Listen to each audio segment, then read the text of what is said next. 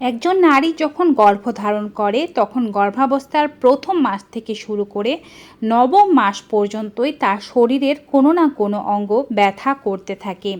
অনেক সময় এ ব্যথার ধরন ও তীব্রতা দেখেই বুঝে যাওয়া যায় যে গর্ভের বাচ্চাটি ভালো আছে নাকি নেই। আজকের ভিডিওর মাধ্যমে আপনাদেরকে জানাবো গর্ভাবস্থায় কোন অঙ্গের ব্যথা কেমন হওয়া স্বাভাবিক এবং ব্যথা থেকে আপনি কিভাবে বুঝবেন গর্ভের বাচ্চা সুস্থ আছে নাকি অসুস্থ। সব কিছু সম্পর্কে জানতে সম্পূর্ণ ভিডিওটি দেখার অনুরোধ থাকবে।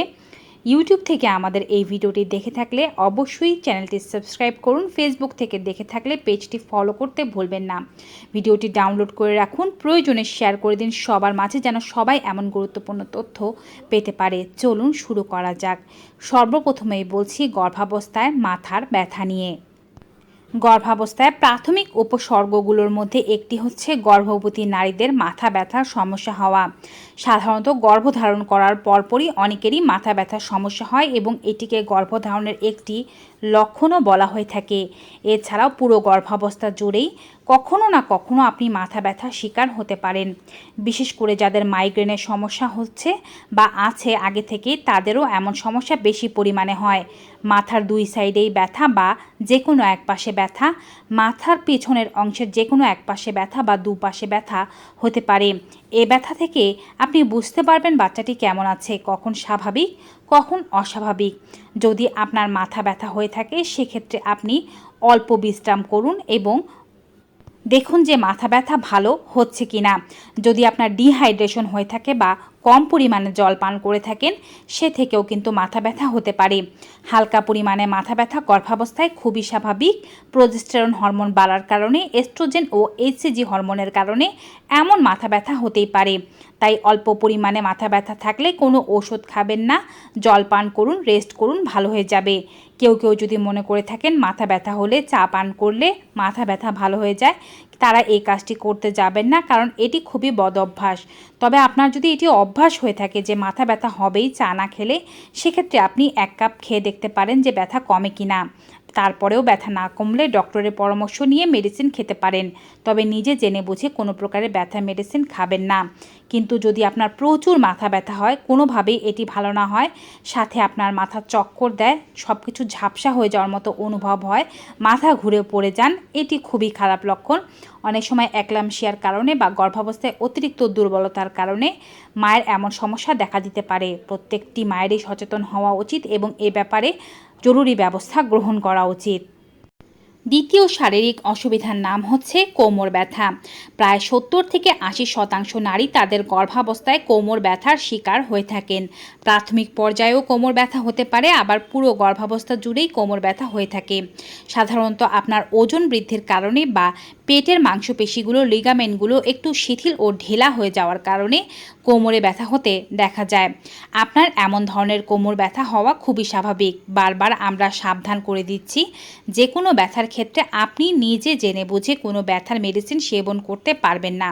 সমস্যা হলে আগে ডক্টরকে জানান, সেক্ষেত্রে ডক্টর যে মেডিসিন দেবে সেটি গ্রহণ করবেন। স্বাভাবিকভাবে কোমর ব্যথা এমনি পুরো গর্ভাবস্থা জুড়েই থাকবে। হাই হিল পরবেন না, অতিরিক্ত দাঁড়িয়ে থাকবেন না বা বসে থাকবেন না। শোয়ার জন্য বাঁ কাতকে নির্বাচন করুন, বাঁ কাত ফিরে বেশি পরিমাণে ঘুমানোর চেষ্টা করুন। এতে করে কিন্তু কোমর ব্যথা এমনিতেই অনেকটা কমে যায়। এছাড়াও আপনি মাসাজ নিতে পারেন। যদি মাসাজ নেন কোমর ব্যথা অনেকটাই কম থাকবে। ঠান্ডা বা গরম সেক দিতে পারেন, যাও আপনাকে কোমর ব্যথায় আরাম দিতে পারবে। বসার সময় পিঠের কাছে একটি বালিশ দিয়ে বসার চেষ্টা করুন, যা আপনার কোমরকে সাপোর্ট দেবে এবং ব্যথা কম হবে। কোমর ব্যথা হলে শুয়ে থাকুন, রেস্ট নিন। সব কিছুর পরেও যদি আপনার কোমর ব্যথা ভালো না হয় এবং সাথে যদি কোমরের মাঝখানে নিচের দিকে তীব্র ব্যথা হতে থাকে, সাথে তলপেটের দিকেও এই ব্যথা ছড়িয়ে যেতে থাকে, যোনি দিয়ে কোনো প্রকারের তরল দেখতে পান বা কোনো প্রকারের রক্ত দেখতে পান, সেক্ষেত্রে বুঝবেন এটি একটি বিপদের চিহ্ন। অনেক সময় সময়ের আগে প্রসব হওয়ার ক্ষেত্রে কোমরে ব্যথা উঠতে শুরু করে, তারপরে তলপেটে ব্যথা হয়, এরপরে থাইয়ের দিকে ব্যথা হয়, হালকা পরিমাণে বা ভারী পরিমাণে রক্তস্রাব যায়। অনেকের ক্ষেত্রে জল ভাঙার মতো সমস্যা দেখা যায় এবং দেখা যায় যে প্রিমেচুয়ার বেবি ডেলিভারি হয়ে যাচ্ছে। তারা কিন্তু এই সমস্ত লক্ষণগুলো দেখলে সতর্ক হবেন এবং যত দ্রুত সম্ভব ডক্টরের পরামর্শ নেবেন। গর্ভাবস্থার তৃতীয় ব্যথা হতে পারে পেটে। সাধারণত গর্ভবতী হলে পেটে ব্যথা হওয়ার মাধ্যমেই এটি জানান দেওয়া হয়ে থাকে যে আপনি গর্ভবতী। এক্ষেত্রে কিন্তু কখনোই উপরের পেটে ব্যথা হয় না। উপরের পেটে ব্যথা সাধারণত গ্যাস্ট্রিক অ্যাসিডিটির কারণে হয়ে থাকে। গর্ভবতী হলে এই ব্যথা সম্পূর্ণই সংযুক্ত থাকে তলপেটের সাথে। তলপেটের ডানে অথবা বামে হালকা খিঁচ ধরার মতো ব্যথা হতে পারে অথবা সূচ ফোটানোর মতো ব্যথা হতে পারে গর্ভাবস্থার প্রাথমিক পর্যায়ে। সময় বাড়ার সাথে সাথে আপনার পেট যত বাড়তে থাকবে, ওজন যত বাড়তে থাকবে, ততই পেটের মধ্যে ব্যথা বাড়তে পারে। কোনো আঘাত ছাড়াই যদি আপনার তলপেটে হালকা থেকে মাঝারি ব্যথা হয় তবে চিন্তা করার কোনো কিছু নেই। গর্ভাবস্থার শেষের দিকে এ ব্যথার পরিমাণ আরও বেশি বেড়ে যেতে পারে, কারণ এখন যেহেতু লেবার ওঠার সময় হয়ে আসছে, ফলস লেবার পেইন আসতে পারে। এক্ষেত্রে আপনি দেখবেন যে পেটের নিম্নাংশ মাঝে মাঝে শক্ত হয়ে যাচ্ছে, আবার ছেড়ে দিচ্ছে। স্বাভাবিকভাবে এই লক্ষণগুলোকে ধরা হয়ে থাকে যতক্ষণ পর্যন্ত না এ ব্যথার তীব্রতা বেড়ে যায়। যদি এমন ব্যথা হয় যে আপনি ব্যথা সহ্যই করতে পারছেন না, আরাম করছেন, রেস্ট করছেন, জলপান করছেন, তারপরও ব্যথা ভালো হচ্ছে না, এবং ব্যথার সাথে পিঠেও ব্যথা আছে, থাইগুলোতেও ব্যথা আছে, রক্তস্রাব হচ্ছে কিংবা জল ভেঙে যাচ্ছে, পেট বারবার শক্ত হচ্ছে, এমনকি দিনে 10 বারের অতিরিক্ত পেট শক্ত হচ্ছে ও ছেড়ে দিচ্ছে, এগুলো মারাত্মক লক্ষণ। এর অর্থ হচ্ছে পেটের ভেতরে আপনার বাচ্চা ভালো নেই। এমনকি শেষের দিকে কেন, গর্ভাবস্থার প্রাথমিক পর্যায়ে এমনটা হতে পারে। একটপিক প্রেগনেন্সির ক্ষেত্রে পেটে তীব্র ধরনের ব্যথা হয়, অনেকে অজ্ঞান হয়ে যাওয়ার মতো অনুভব করেন কিংবা সেন্সলেস হয়ে যান, সাথে তীব্র ধরনের রক্তপাত হয়। এক্ষেত্রে বাচ্চা জরায়ু ছাড়া গর্ভের অন্য কোনো জায়গায় স্থাপিত হওয়ার কারণে এমন সমস্যা হয়। যে কোনো অবস্থাতেই তীব্র ব্যথা হলে ডক্টরকে দেখানো জরুরি। সর্বশেষ যে ব্যথার কথা বলছি তা হচ্ছে স্তনে ব্যথা। গর্ভাবস্থার এটিও একটি লক্ষণ। গর্ভধারণ করার পরপরই নারীর স্তন পরিবর্তন হতে থাকে এবং স্তনে ব্যথা হতে থাকে। কারো ডান স্তনে বেশি ব্যথা হয়, কারো বাঁ স্তনে বেশি ব্যথা হয়, কারো দুটোতেই বেশি ব্যথা হয়, কারো নিপলেও ব্যথা হয়, কারো গ্ল্যান্ডগুলোতেও ব্যথা হয়।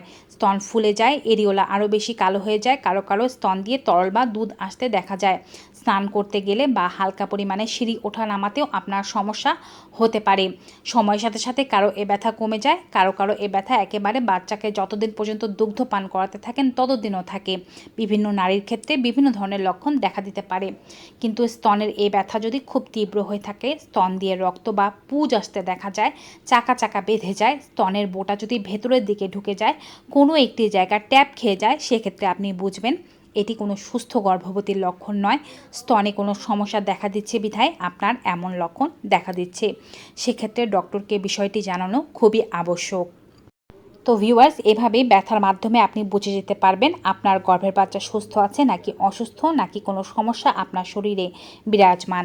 ভিডিওটি ভালো লেগে থাকলে অবশ্যই বেশি বেশি সকলের সাথে শেয়ার করে দিন, যেন সবাই এমন উপকারী তথ্যগুলো পেতে পারে। আজকের মতো এখানেই বিদায় নিব। আগামীকাল নতুন কোনো টপিকে নতুন কোনো ভিডিও নিয়ে আপনাদের সামনে হাজির হয়ে যাব। Till then, goodbye and take care.